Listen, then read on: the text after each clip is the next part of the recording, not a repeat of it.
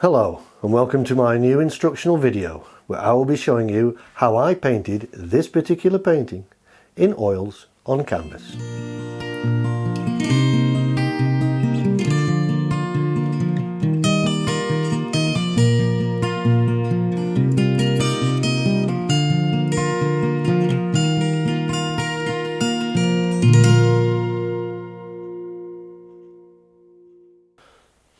So as you can see, I've laid in the basic outline of the cat on a toned canvas panel.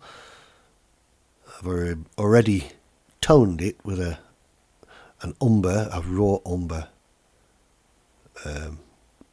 light covering, and I'm just laying in some of the lighter areas. Normally with oil painting you tend to put in the darkest areas first and you paint dark to light. However, in this case I am putting in the lighter areas because I don't want them to get too muddied up with the other colours just yet. I want to keep them as bright as possible, as this particular painting is all about light and sunlight.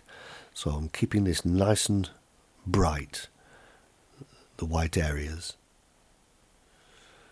with a fairly heavily loaded brush so that the texture of the white areas shows up better.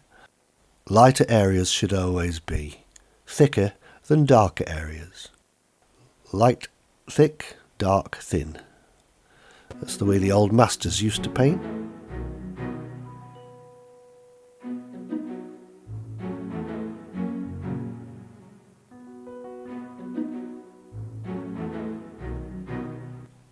So just added a bit of cadmium orange to the white and just knocking in a few of the mid-tone areas.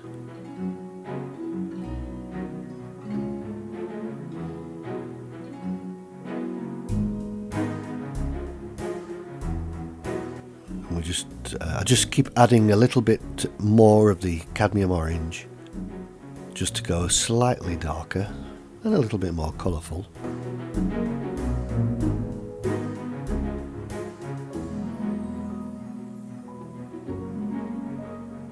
So this is where the secondary light source is hitting the cat. You've got a primary light source, which is the white area,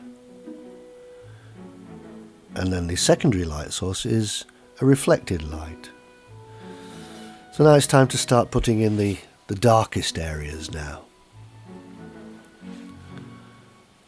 And I'm just concerned about putting shapes in. Basic shapes. I'm not looking at detail, not with a big brush like this. I'm trying to keep it loose. And I don't want to get too bogged down with small brushes. This is all about the freedom of the brush stroke. Letting the brush stroke do the work.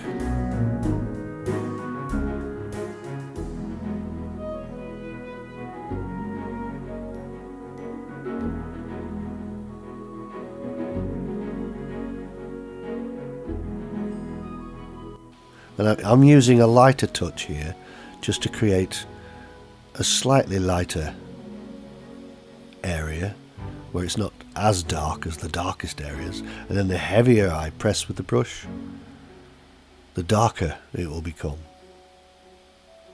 as I push more paint out from the brush onto the canvas.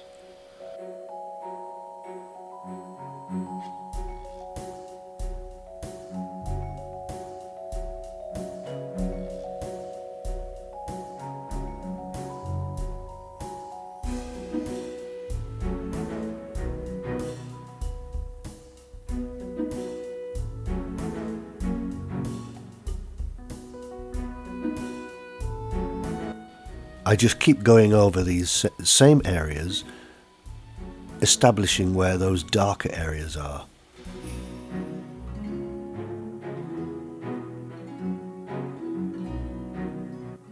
Because I can tend to blend it too much and it doesn't look so good.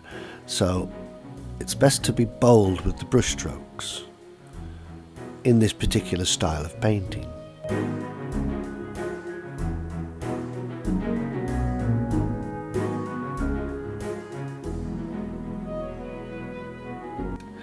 Now I'm establishing a contrast between the light areas of the cat and the background. In order to make the cat stand out and jump out, it's necessary to change the background so that that cat will leap out at you. Dark against light, warm against cool. So I'm putting a few greens in here that are a little bit cooler. They have a little bit of the white mixed in with them, which creates a cool green. It is, of course, picking up some of the background colour, which is warm, which tends to warm it up a little, so I just have to add a little bit of extra white and yellow to create the coolness of the green. That's it, loosely, very loosely knocked in. And as I study it, I can see where I want other light areas in that background to appear. Trying to be bold with the brush as usual.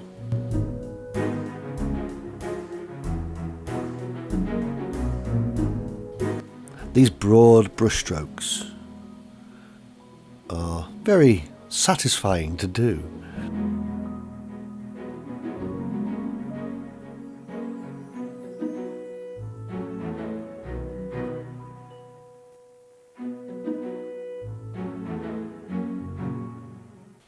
So just establishing those white areas again, just to create that contrast between the cat and the background a bit more.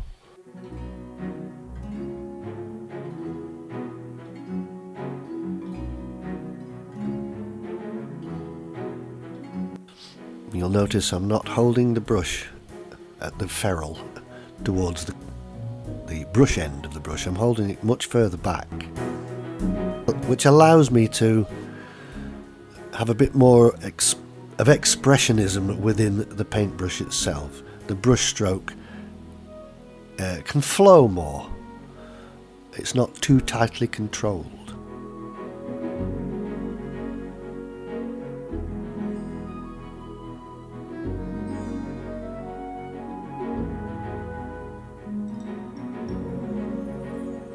So again, I'm establishing the lightness of those reflected light areas.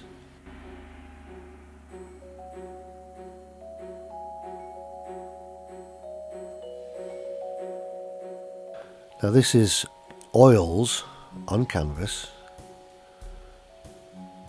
so it's a completely different technique than painting acrylics. Acrylics don't have the same qualities as oils. They have their own peculiarities that you have to get used to and adapt. And I'll be showing you those peculiarities in other videos. So look out for my acrylic painting videos if you're interested in that area of art.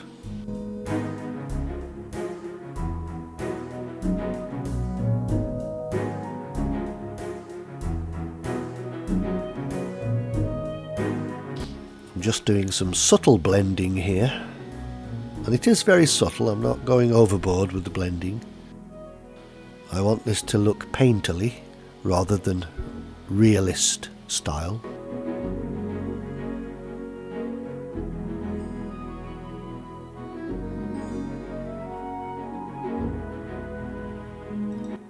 I must admit, the older I get, the more I'm appreciating and enjoying painting in this looser style, this more expressionist style, where the brushstroke is equally as important as the animal itself. You get a certain glow from the paint when it is applied boldly and loosely that you can't get if you were to do a detailed painting with small brushes, and one that Rembrandt himself understood extremely well in his later years he painted in this manner, as do a lot of artists. As they mature, get older, they tend to loosen up with their style and their approach to painting.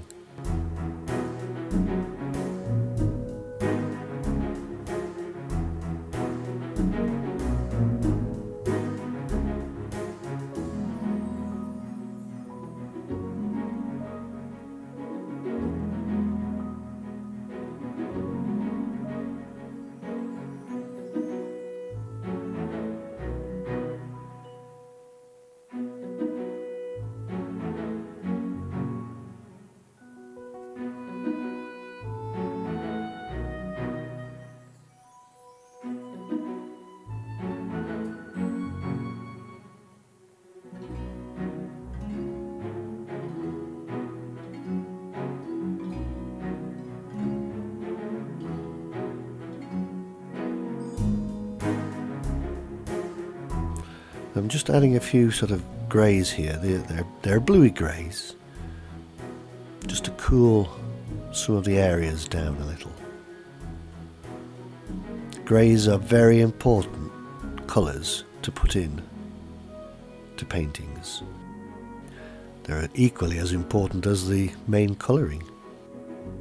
Popping in some pinks of the ears there, and it's beginning to take shape. Put some highlights on those ears with little stabs of the brush. I'm not blending too much.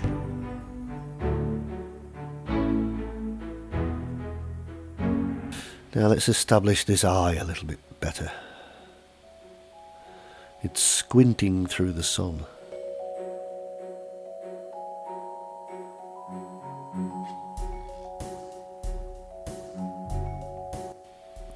There's a little shadow on the ear there I need to put in.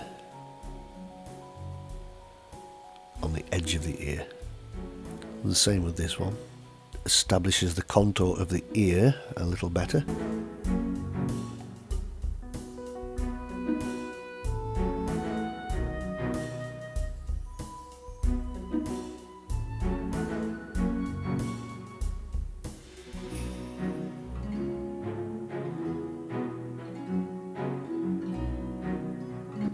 I am having to hold the brush a little bit closer to the ferrule at this point, just for the sake of accuracy really. But whenever possible, I try and move my hand further down the brush.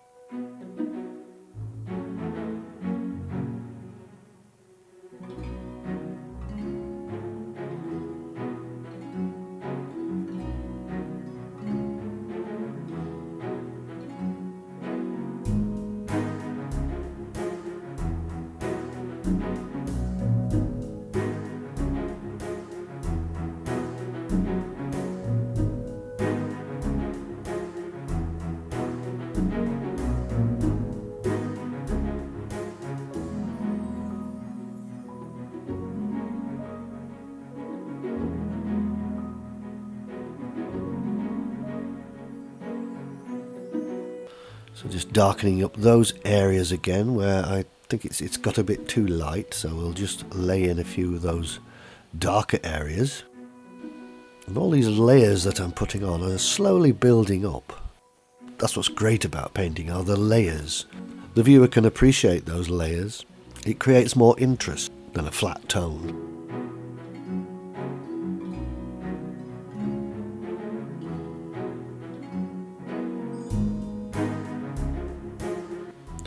I'm putting in a few little details around the face, not highly detailed, but it's just that's where the eye is going to be concentrated. That's where the viewer's eye will automatically go to, is the face. They do, or a viewer's eye will always do that on a portrait, for instance, of a human or any other animal. The eye will immediately go straight to the face and the eyes. before the eye will wander then around the painting.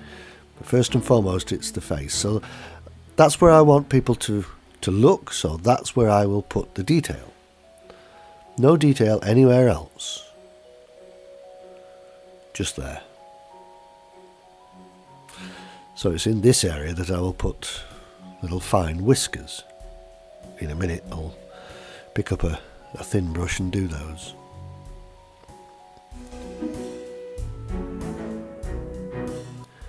I just want to make sure I've got the highlights as light as I want them. Sometimes adding a little bit of lemon yellow into the white just to warm it up slightly, or a cadmium yellow, just a hint of it.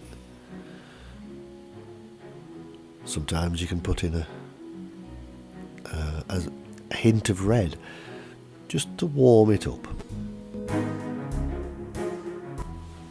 Otherwise the white would be quite cold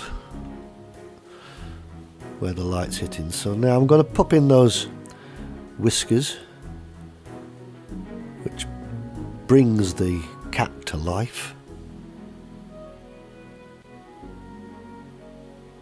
Very loosely done and not painstakingly trying to do them as accurately as possible. I'm just getting the feel of a cat. You know it's got whiskers and hairs sticking out here and there. So this creates that impression. It's an impressionist painting again.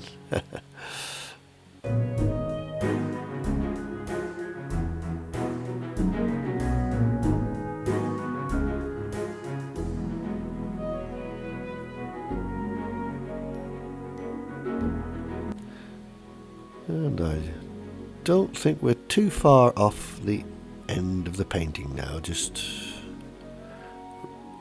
putting in one or two more hairs and then thickening up that highlights area once again with some little dabs of very thick impasto paint, and then sign the painting and it's finished. So thank you very much for watching this video. If you have any questions, please ask them and I'll do my very best to answer them. So in the meantime, I look forward to seeing you on my next video.